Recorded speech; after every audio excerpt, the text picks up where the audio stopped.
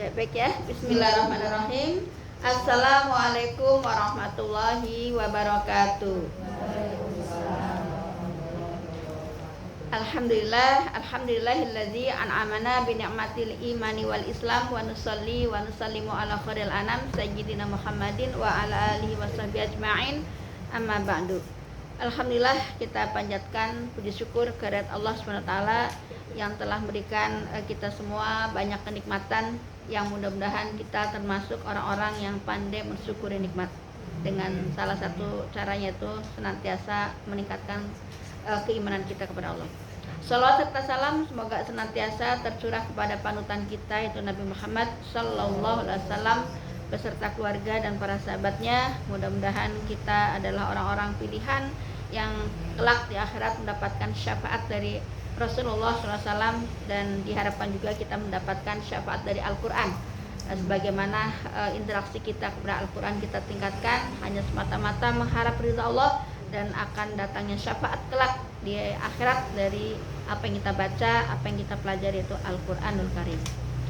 Alhamdulillah, kita sudah sampai di ayat 111 ya. Jadi sampai ayat ini, sampai di ayat 111 Allah masih mengisahkan tentang orang-orang Bani Israel.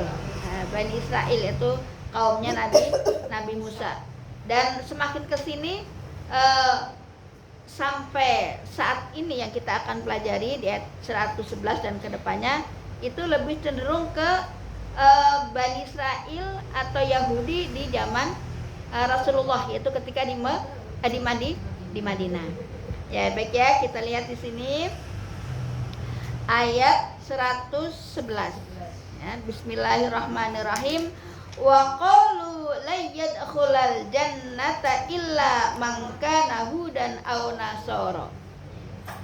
Dan mereka Yahudi dan Nasrani berkata, la yadkhulal jannah, tidak akan masuk surga illa kecuali mangka nahudan au nasoro, kecuali orang Yahudi atau Nasrani ya. Jadi ini klaim mereka ya, klaim mereka orang Yahudi dan Nasrani yang mengatakan bahwa surga itu ya untuk mereka gitu ya. Jadi tidak ada yang masuk surga kecuali untuk Yahudi dan Nasrani, itu klaimnya mereka gitu. Ya, mereka mengatakan bahkan di ayat lain ya, mereka mengatakan nahnu abna'ullah wa hibbauhu ya. Kata mereka, kami anak-anak Allah dan kekasih-kekasihnya. Ya, di surat Al-Maidah ayat 18 ya.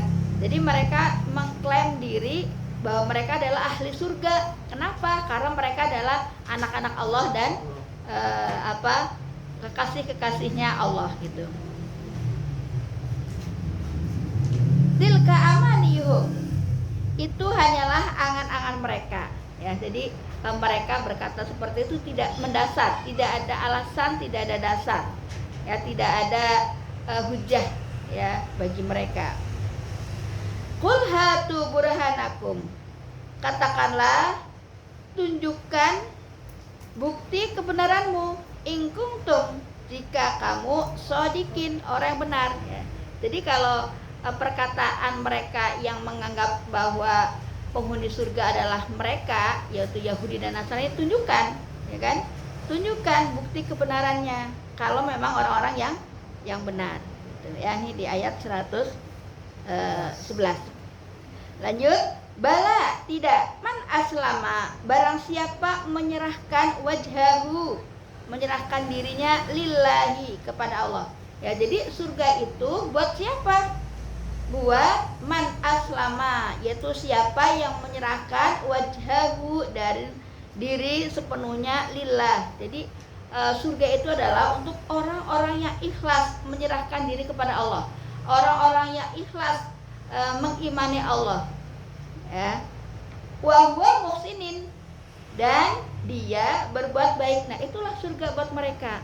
Nah, ini dari poin ini kita ambil poin ya. Jadi surga itu buat yang berserah diri kepada mereka, artinya menghambakan diri kepada Allah, hanya Allah, ikhlas menuhankan Allah, ikhlas dalam beramal ya, dan wa huwa muhsinun, dan amalnya itu sesuai dengan amal yang baik. Muhsinun, yang baik itu amal yang seperti apa? Amal sesuai apa yang Rasul ajarkan. Maka di sini kita ambil kesimpulan bahwasanya ada 2 syarat diterimanya amal soleh. Apa? Syarat pertama adalah ikhlas karena Allah.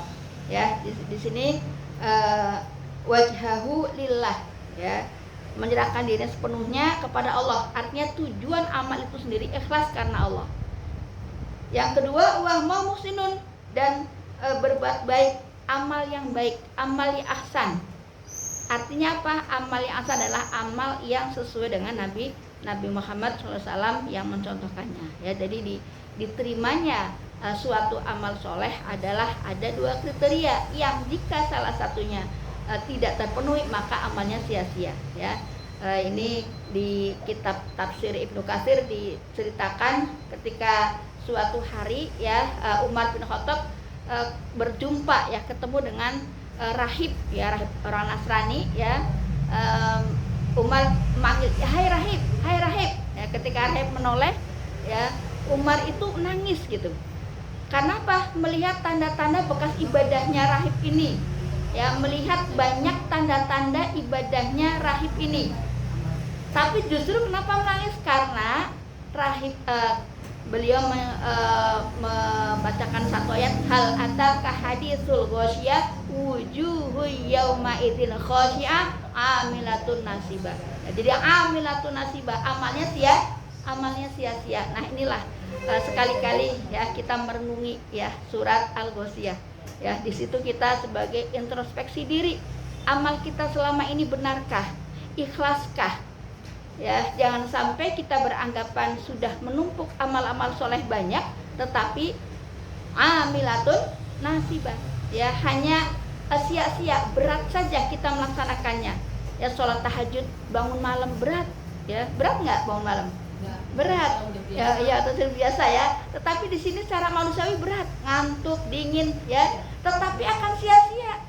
Kenapa? Ya, setelah tahajud bikin status alhamdulillah 11 rakaat, lo ngapain gitu kan.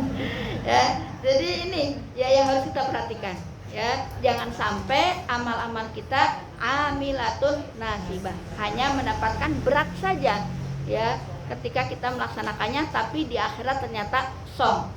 Hal ataka hadisul ghasyiyah, apakah sudah sampai kepadamu berita tentang hari pembalasan? Wujuhu yauma idzin khasyiah, nanti di akhirat ada, ya, sekelompok orang yang datang dengan wajah yang lesu, ya, wajah yang tertunduk hina. Kenapa? Amilatun nasibah, karena amalnya sia-sia, hangus. Kenapa sia-sia? Ya, tadi 2 antara persyaratannya itu tidak terpenuhi, ya, sebagaimana hadis riwayat Muslim dari Aisyah radhiyallahu an, man amila amalan laisa alaihi amruna fahuwa raddun. Ya, barang siapa melakukan perbuatan, ya, amal soleh yang tidak ada perintahnya dari kami, dari Rasulullah, maka tertolak. Ya, inilah yang kita harus hati-hati, dan sebagaimana kita tetap meningkatkan keilmuan kita, sehingga ketika kita beramal soleh berdasarkan ilmu. Juga ayat-ayat lain yang berkenaan dengan kita harus berhati-hati, ya, dengan amal soleh kita. Yang salah satunya di surat Al-Baqarah ayat 264. A'udzubillahi minasyaitonirrajim. Bismillahirrahmanirrahim. Ya ayyuhalladzina amanu la tubtilu shadaqatikum bil manni wal adza kalladzi yunfiquna lahu ria'an nas. Nah, nih di sini ada ria'an nas. Wala yu'minu billahi wal yaumil akhir. Ya, janganlah engkau hapus, ya, rusak amal solehmu karena riya di hadapan manusia. Nah, berarti riya kan berarti ini tidak karena Allah, ya kan? Ria'an nas wala yu'minu billah wal akhirah. Jadi juga tidak beriman kepada Allah dan Rasul. Ya, di ayat, di lanjutan ayat tadi itu seperti amalnya seperti di sebuah batu yang diletakkan atasnya debu atau tanah dan dikenakan hujan, maka tidak ada bekas sama sekali. Nah, kan sia-sia.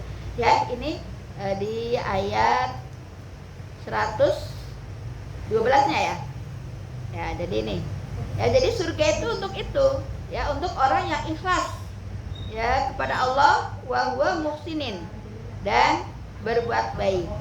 Falahu, dia mendapatkan ajruhu, pahala, inda rabbihi, dari sisi Tuhannya. Wala khaufun, dan tidak ada rasa takut, alaihim, pada mereka, wala hum yahzanun, dan mereka tidak bersedih hati. Ya, jadi surga ini buat orang-orang yang menghadapkan wajahnya kepada Allah secara ikhlas, dan wa huwa muhsinin, yaitu beramal soleh sesuai dengan apa yang disunnahkan Rasul.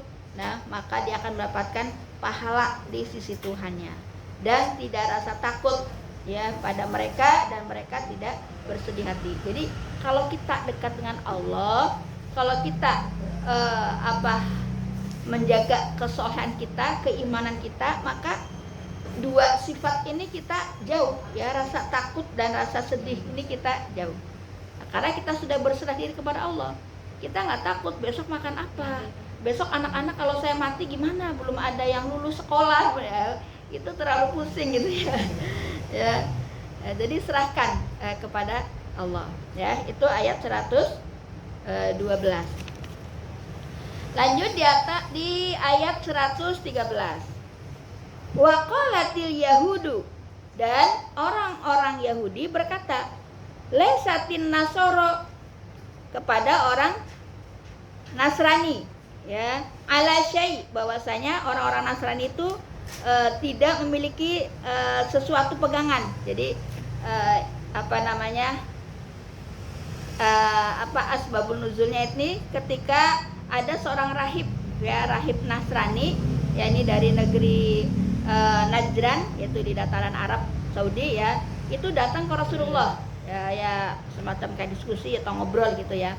Lalu datang orang Yahudi, ya, maka orang Yahudi tadi waqalatil yahudu lesatin nasoro. Ibarat kalau bahasa kita ngomong apa, orang Nasrani, mereka itu nggak punya pegangan, nggak punya suatu pegangan, nggak punya pijakan dalam beragama, agamanya sia-sia, agamanya nggak otentik, agamanya nggak benar, itulah bahasa sederhananya gitu ya. Jadi orang Yahudi ngatain orang Nasrani. Lalu apa jawab orang Nasrani? Nggak mau kalah. Waqalatin nasoro, dan orang-orang Nasrani juga berkata, lesatil yahudu ala syai, ya, orang-orang Yahudi tidak memiliki sesuatu pegangan. Jadi kata-kataan gitu.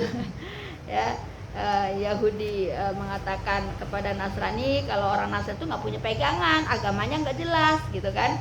Orang Nasrani membalikan juga sama dengan hal yang sama, ya, menganggap Yahudi adalah orang yang tidak punya pegangan yang jelas. Wahum yatlun alkitab, padahal mereka yatlu, membaca alkitab, ya.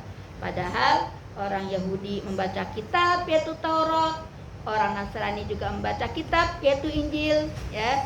Dan di Injil itu saling menyempurnakan, ya. Injil itu membenarkan isinya Taurat, dan Taurat pun membenarkan isi Injil. Sebenarnya seperti itu, tapi mereka ya didasari hawa nafsu, ya. Jadi saling mencari aman, saling membela diri untuk dalam keingkaran atau kesesatan.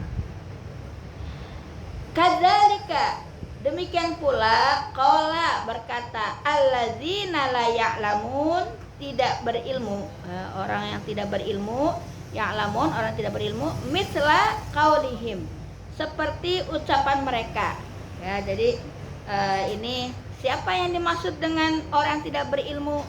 Ya'lamun, yang dimaksud dengan orang yang tidak berilmu, ya, yang mengatakan seperti perkataan mereka. Di dalam kitab Ibnu Katsir juga ada perbedaan pendapat, ya. Ada mengatakan yang dimaksud dengan orang berilmu itu adalah orang Nasrani mengatakan kepada orang, ya, Yahudi, ya. Ada di Ibnu Katsir juga disampaikan yang dimaksud dengan orang yang tidak mengetahui adalah umat-umat sebelum Yahudi dan Nasrani. Nah, di situ juga dikatakan yang dimaksud orang yang tidak tahu adalah orang-orang Arab jahiliyah. Nah, ya, itu tuh dalam kitab Ibnu Katsir ada beberapa pandangan, ya, beberapa pendapat yang dimaksud dengan orang yang tidak mengetahui. Fallahu yakumu, maka Allah akan mengadili bainahum mereka yaumal qiyamah pada hari kiamat fima kanu fi tentang apa yang mereka perselisihkan talifun yang mereka perselisihkan. Jadi nanti di akhirat ya Allah akan mengadili mereka ya. Sebenarnya siapa posisi yang benar gitu.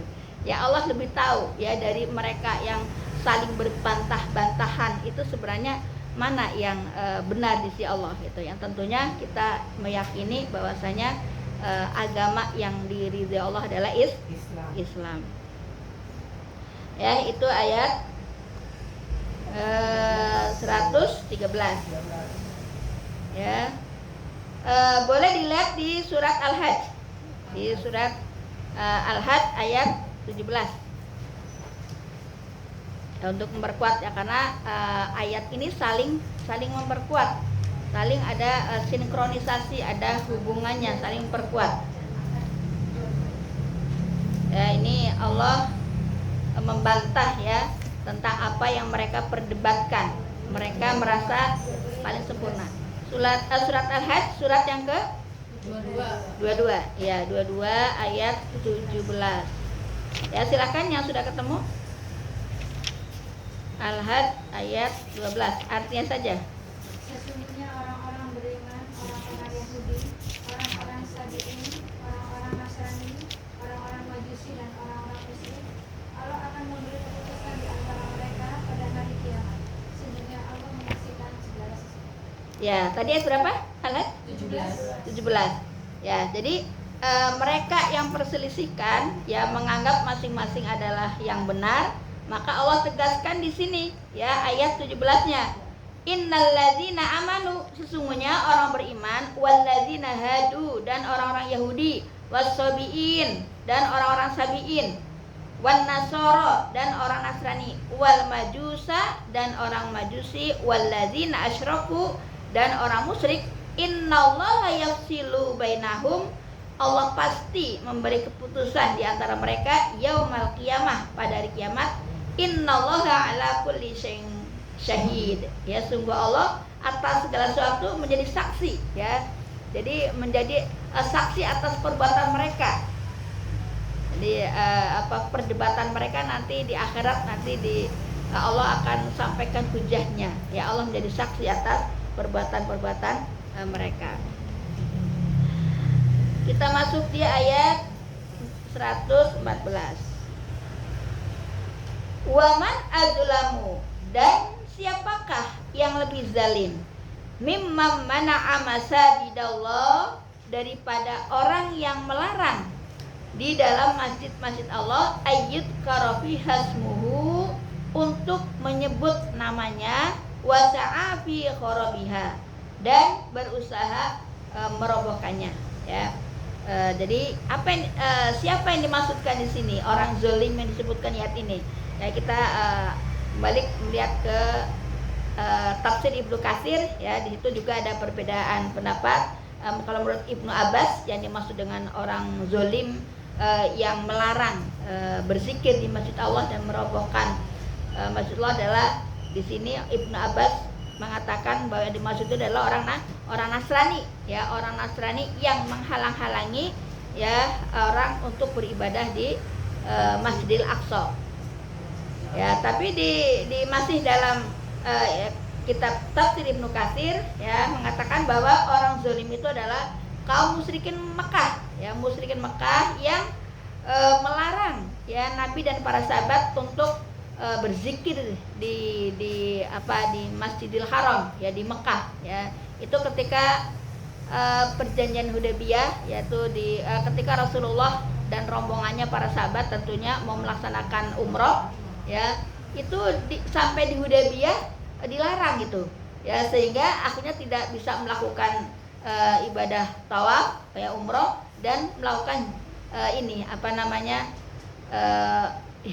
dam ya karena sudah memakai baju ihram gitu kan itu. Nah, inilah dua pendapat ya dalam kitab Ibnu Katsir ya, tapi Ibnu Katsir cenderung ke yang pendapat ini ya, pendapat bahwa yang dimaksud orang zalim adalah orang-orang kafir musyrikin Mekah yang menghalangi Rasul dan para rombongan untuk beribadah umroh ya di Masjidil Haram, dan juga melarang untuk berzikir di Baitullah.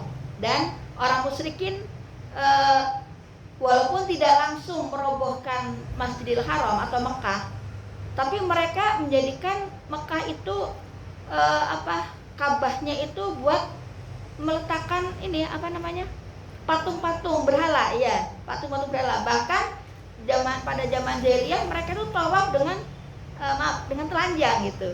Ya, itulah tabiat atau perilaku orang-orang musyrikin ya sebelum masuk Islam atau sebelum Fatu Mekah. Tapi setelah Fatu Mekah ya, Mekah dapat ditaklukkan ya, maka Rasul masuk dengan aman. Bahkan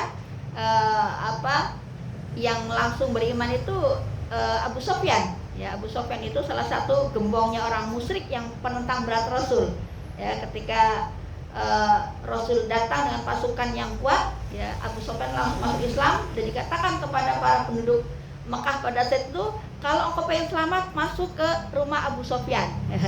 Ya, jadi begitulah Rasul akhlaknya ya. Kalaupun bisa melakukan sesuatu lebih keras, bisa ya dihabisin semua gitu, tapi Rasul justru menerima tobat mereka ya kan, membiarkan orang-orang yang tobat untuk beriman kepada Allah dan memberikan rasa aman ya, dengan cara mereka masuk ke rumah Abu Sofyan. Jadi seperti itu. Ayat. Nah, ulaika, mereka itu makana tidak pantas lahum bagi mereka ayadkhuluha, memasukinya illa khaifin, kecuali dengan rasa takut kepada Allah ya. Jadi di ayat lain juga Allah sampaikan bahwasanya orang-orang musyrik yang tadinya melarang Rasul dan para sahabat bertawaf di ini, mereka dianggap najis oleh Allah dan najis bagi mereka, yaitu orang-orang kafir ya, najis bagi mereka untuk masuk ke Ka'bah gitu. Lahum fid dunya, di dunia mereka mendapat khizyun, kehinaan ya. Jadi mereka orang-orang kafir atau kaum musyrikin yang menentang Rasulnya untuk berzikir ya baik ya. Jadi mereka yang menentang atau melarang Rasul untuk melaksanakan ibadah umroh atau berzikir atau ibadah di Ka'bah, ulaika makana, mereka itu tidak pantas bagi mereka ayatuhuluha, yang memasukinya illa khaifin ya. Jadi suatu saat mereka ya Allah katakan mereka itu najis ya, dan tidak berhak masuk ke Ka'bah ya, ke Arab ya, kayak itu ya. Lahum fid dunya, dan di dunia mereka mendapat kehinaan. Jadi orang-orang yang tidak beriman setelah Fatu Mekah, mereka harus diusir ya, harus keluar dari Mekah ya, mendapat kehinaan di dunia ya. Kalau beriman ya di dalam masih di Mekah. Kalau tidak mau beriman berarti harus keluar dan membayar jiz'ah ya, atau semacam pajak ya, atau semacam pajak, semacam pajak gitu ya. Walahum fil akhirati adzabun azim, dan di akhirat mendapatkan azab yang berat. Nah, lebih-lebih ketika masuk dalam hari perhitungan ya, di hari kiamat atau hari akhirat. Ayat 15, walillahil masyriku, dan milik Allah timur, wal maghrib, dan barat ya. Jadi milik Allah lah timur dan barat, tapi bukan berarti selatan dan utara, tidak ya. Ya itu udah otomatis ya, include gitu ya. Fa ainama tuwallu, dan kemanapun kamu menghadap, fasamma wajhullah, di sanalah wajah Allah. Nah, wajah Allah itu artinya kiblat ya. Jadi dimanapun tempat itu kemana kita menghadap ya, menghadap Allah, kiblat, menghadap wajah Allah, kiblat. Makanya di sini ada hukum fikih ya, ketika kita sholat bingung mau mana nih kiblatnya kemana? Nah, dengan istihad kita ya. Terus kita ya ayat 115. Walillahil masyriqu wal maghrib, ya, dan milik Allah lah timur dan barat. Fa ainama tuwallu fasamma wajhullah. Dan kemanapun kamu menghadap, di sanalah wajhullah, wajah Allah. Ya, jadi dimanapun kita menghadap, disitulah Allah, wajah Allah, artinya kiblat. Ya, dan ini sebelum ketika Rasulullah hijrah, ya awal-awal hijrah sekitar 16 sampai 17 bulan ya di Madinah, itu sholatnya kan menghadap ke Baitul Maqdis ya. Tapi ya begitulah ya, orang-orang Yahudi itu memang selalu mencari-cari saja ya. Jadi dijadikan ini apa, mengolok-olok ya, dijadikan olok-olokan ya kepada Nabi Muhammad. Lihatlah Muhammad, katanya agamanya agama baru, agama sempurna, tapi sholatnya, ibadahnya menghadapnya ke kita, ikut-ikut kita gitu ya. Sehingga Allah turunkan qad nara taqallub wajhika fis sama falanuwalliyannahu qiblatan tardoha ya, di surat Al-Baqarah ya, juz 144 ya. Itu maka turunlah ayat itu ya, yang sebelumnya ketika Rasul menghadap Baitul Maqdis diolok-olok, akhirnya Rasul qad nara taqallub wajhika fis sama ya, jadi Rasul salatnya menghadap ke langit-langit gitu ya. Falanuwalliyannaka qiblatan tardoha, maka hadapkanlah wajahmu yang kau suka, falanuwalliyannahu qiblatan tardoha ya. Sehingga turunlah ayat Allah bagaimana Rasul harus menghadap ke kiblat, yaitu ke Masjidil Haram. Innallaha wasi'un alim, sungguh Allah maha luas, maha mengetahui ya. Allah maha luas ya, maha luas rahmatnya, maha luas karunianya, maha luas wajahnya atau kiblatnya ya. Ayat 116. Wa qalu takhadallahu waladan subhana. Masya Allah, innalillahi ya. Jadi inilah ya, orang-orang Nasrani mengatakan, dan mereka berkata Allah itu mempunyai anak ya. Maka Allah berfirman subhana, maha suci Allah ya. Jadi ini yang perbuatan paling zalim adalah ketika mengatakan Allah itu punya anak ya. Ballahu ma fis samawat, bahkan miliknya lah apa yang di langit wal ard, dan di bumi, kullu lahu qanitun, kepadanya semua tunduk ya. Bagaimana Allah punya anak, punya keluarga ya, As-Surah naudzubillah min dzalik ya. Bahkan di sini Allah jelaskan Allah lah pemilik langit dan bumi ya, dan kepadanya lah semua tunduk. Nah ini bantahan-bantahan dari orang-orang yang mengatakan ada trinitas lah ya. Kalau kita lihat di ayat-ayat lain ya, bagaimana Allah membantah tuduhan-tuduhan orang-orang yang tidak berdasar ya, baik Nasrani pada zaman dahulu ataupun zaman sekarang. Ini kita bukan dalam konteks ini ya, membahas agama orang lain ya, tetapi kita dalam konteks mempelajari apa yang sebenarnya yang Allah sampaikan dalam Al-Quran yang mengenai bagaimana Allah membantah ya, bahwasanya Allah tunggal ya. Di sini di surat Al-Maidah surat An-Nisa ya, ayat 171, wala taqulu salasa ya, dan janganlah kamu mengatakan Tuhan itu tiga ya, ada Tuhan Bapa, Tuhan Ibu, Tuhan Anak ya ya. Intahu, berhentilah dari ucapan itu, khairul lakum, itulah lebih baik. Innamallahu ilahu wahid, sesungguhnya Allah Tuhan yang Maha Esa ya, subhanahu, maha suci dia, ayyakuna lahu walad, dari anggapan mempunyai baginya anak ya.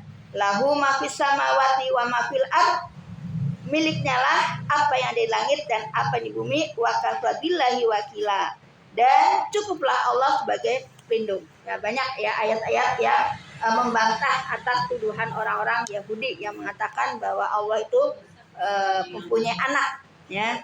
Juga di surat Al-Maidah di ayat 72 dan 73. Ini sebentar lagi kita akan menyaksikan ya. Bahkan kita sedih kadangnya anak-anak remaja yang tidak paham ya ikut-ikutan ya dengan mudah mengatakan selamat Natal ya itu naudzubillah ya. Jangan sampai keluarga kita, saudara kita termasuk orang yang seperti itu. Ya jangan dianggap remeh, itu kan cuma ucapan. Jangan, justru ucapan itulah yang membedakan keimanan itu. Bukankah seorang non muslim masuk ke Islam itu dengan ucapan, yaitu dengan syahadat ya. Jadi jangan dianggap remeh. Ini hati-hati, sebentar lagi ada pemurtadan massal ya, dengan mudahnya lisan-lisan anak-anak orang muslimin ya nggak enak sama temennya yang beragama lain ya, mungkin dia lebih simpati pada mereka ya. Lebaran datang akhirnya membalas kebaikan itu dengan cara mengucapkan sesuatu yang merusak akidah mereka ya. Di surat Al-Maidah ayat 72 dan 73 ya. Sungguh telah kafir orang mengatakan sesungguhnya Allah itu dialah Al-Masih putra Maryam, padahal Al-Masih sendiri berkata, wahai Bani Israel, sembahlah Allah Tuhanku dan Tuhanmu. Sesungguhnya barang siapa bersekutukan suatu dengan Allah, maka sungguh Allah mengharamkan surga baginya dan tempatnya ialah neraka dan tidak ada seorang penolong bagi orang zalim. Ya, di ayat lainnya 73, sungguh telah kafir orang yang mengatakan bahwa Allah adalah salah satu dari yang tiga, padahal tidak ada Tuhan yang berhak disembah selain Allah. Ya, jadi ini buat pelajaran kita semua ya. Jangan sampai ada keluarga kita, saudara kita ya, kita sampaikan ini kepada mereka, karena ini satu kebiasaan yang secara turun temurun gitu ya, tanpa mereka sadari.